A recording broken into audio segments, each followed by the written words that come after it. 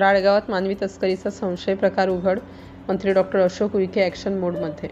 राळेगाव तालुक्यात अल्पवयीन मुलींना परराज्यात नेऊन त्यांना देहव्यापारात ढकलण्याच्या संशयित प्रकाराची धक्कादायक माहिती समोर आल्याने संपूर्ण परिसरात भीतीचे आणि संतापाचे वातावरण निर्माण झाले आहे. या प्रकरणामुळे तालुक्यात मोठी खळबळ उडाली असून नागरिकांमध्ये तीव्र प्रतिक्रिया उमटत आहेत. या घटनेचे गांभीर्य लक्षात घेऊन राळेगाव मतदारसंघाचे आमदार व आदिवासी विकास मंत्री डॉ. अशोक उईके यांनी तात्काळ हस्तक्षेप केला. त्यांनी भाजप जिल्हाध्यक्ष ॲडव्होकेट प्रफुल्लसिंह चव्हाण आणि इतर पदाधिकाऱ्यांसह यवतमाळ येथे जाऊन अतिरिक्त पोलीस अधीक्षक थोरात यांची भेट घेतली. यावेळी त्यांनी प्रकरणाचा सखोल व निष्पक्ष तपास करून दोषींवर कठोर कारवाई करण्याची मागणी केली. विशेष म्हणजे या प्रकरणाशी संबंधित एक महत्त्वाची ऑडिओ क्लिप पुरावा म्हणून पोलिसांकडे सादर करण्यात आली आहे. यानंतर मंत्री उईके यांनी थेट राळेगाव पोलीस स्टेशनला भेट देत वरिष्ठ अधिकाऱ्यांशी सविस्तर चर्चा केली. त्याचबरोबर तपास जलद गतीने पूर्ण दरम्यान भाजप जिल्हाध्यक्ष ॲडव्होकेट प्रफुल्लसिंह चव्हाण यांनीही या प्रकरणावर तीव्र प्रतिक्रिया व्यक्त करत आरोपींना लवकरात लवकर शोधून काढण्याचे आश्वासन दिले आहे. मानवी तस्करीसारखा हा अत्यंत गंभीर आणि संवेदनशील विषय असून आता पोलीस प्रशासन या प्रकरणात किती वेगाने आणि प्रभावी कार्यवाही करते याकडे संपूर्ण जिल्ह्याचे लक्ष लागले आहे. सिटी इंडिया न्यूज चॅनलसाठी विदर्भ प्रतिनिधी संजय कारवटकर. नाही का आई वडील येत असते पोलीस स्टेशनला, ते आई वडील आले काही रिपोर्ट वगैरे द्यायला, मुली नसल्या तर गेल्या कोणासंग, हे लोक आहे ना त्याला बाहेर ढकलून देते. याच्यावर तुम्ही हे घ्या, रिपोर्ट घेत नाही त्याच्यावाला, त्याला बाहेर बसा याच्यावरही तुम्हाला तक्रार घ्या लागल. आणि जे काही हॉस्टेल आहे आदिवासीचं तिथंच आहे, तुम्हाला नाही का चौकशीसाठी ठेवा लागणार आहे. एवढी माझी विनंती आहे. मी आदिवासी मुलगी आहे म्हणून मी तुम्हाला सांगत बस. अत्यंत धक्कादायक अशी घटना या राळेगाव तालुक्यामध्ये घडली आहे. ही गोष्ट काही साधी सोपी गोष्ट नाही आहे.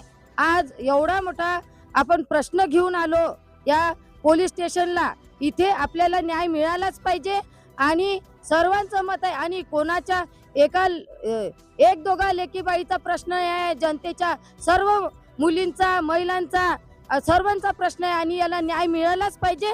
आणि या गोष्टीचा आम्ही इथे निषेध व्यक्त करतो आणि न्याय मिळणे गरजेचे आहे. यासाठी आम्ही सर्वानुमते ज्या स्तरापर्यंत पोहोचाय तिथपर्यंत आम्ही पोहोचायचा प्रयत्न करणार आहे आणि आम्ही तयार आहे. आज राळेगावमध्ये काल जे प्रकरण उघडीस आलं त्याच्यासाठी एकच सांगायचं आहे का पोलीस प्रशासनाने आम्हाला चांगल्या प्रकारे सहकार्य करायला पाहिजे.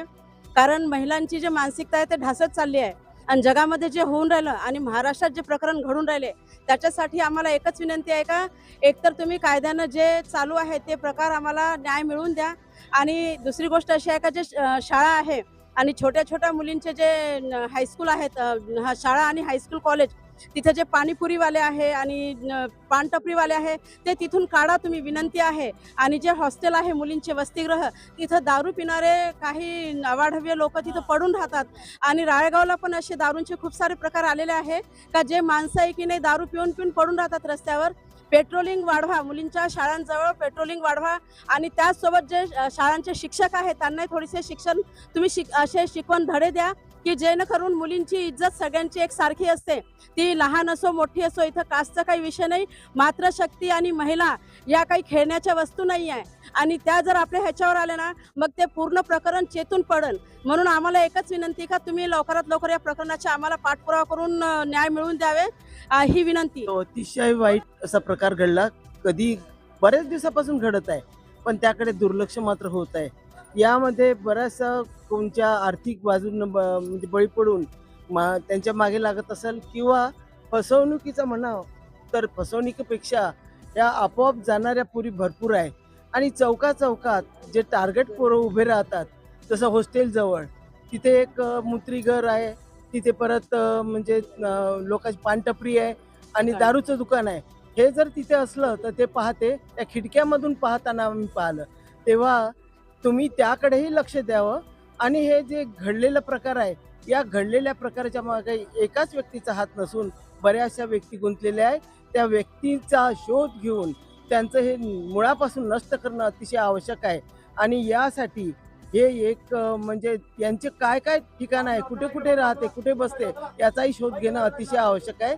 आणि यासाठी पोलीस स्टेशननी कसून तपास करावा निव्वळ आश्वासन किंवा तुम्ही म्हणजे आम्हाला आले गेले असं करू नका, तर भरपूर सहकार्य करा, तरच हा प्रश्न मिटेल. आणि सर्वांची पोलिसांसोबत आम्ही आहोत. आणि जेव्हा जेव्हा प्रश्न लागेल, आम्ही दक्षता समितीचे वगैरे आहेत लोक, तेव्हा आम्हाला केव्हाही बोलवा, कधी या, कधी बोलावलं तरी आम्ही हजर राहू. तेव्हा आम्ही तुम्हाला सहकार्य करतो, तुम्ही आम्हाला मात्र भरपूर सहकार्य करा, हीच विनंती आता करते मी. आणि ही अपेक्षा करून आता या असा पुन्हा प्रकार कुठे कुठे काय घडते त्याच्याकडे तुम्ही दुर्लक्ष करू नका, कारण एकानंतर एक नवीनच शोध लावतच असते. त्या शोधाचा यांचा बिमोड करणं अतिशय आवश्यक आहे. आणि याचे राहण्याचे ठिकाणं कुठे आहे, कुठे नेता होते, याचा सगळं शोध घेऊन त्याची जाहिरात करा. तेव्हा म्हणजे माहीत पडेल लोकांना, की पालकालाही माहीत पडेल आणि पालकही जे असे म्हणजे त्याच्या आहारी जाणारे आहे त्याचाही थोडासा म्हणजे त्याच्यावरही थोडंसं बंधन घाला, नाहीतर म्हणजे आणखी ह्या वाढीस लागेल. धन्यवाद. नमस्कार सर्वांना. मी इथे एक आई आणि एक पालक म्हणून या ठिकाणी बोलत आहे. काही वर्षापूर्वी अशाच ठिकाणी मला माझ्या मुलीसाठी यावं लागलं आहे. तो प्रसंग आणि तो क्षण आठवतो या ठिकाणी. त्यावेळेस जी आईला आणि जे पालकाला सहकार्य मिळायला पाहिजे होतं, ते मला सहकार्य जे योग्य प्रमाणात मिळालं पाहिजे ते मिळालं नाही.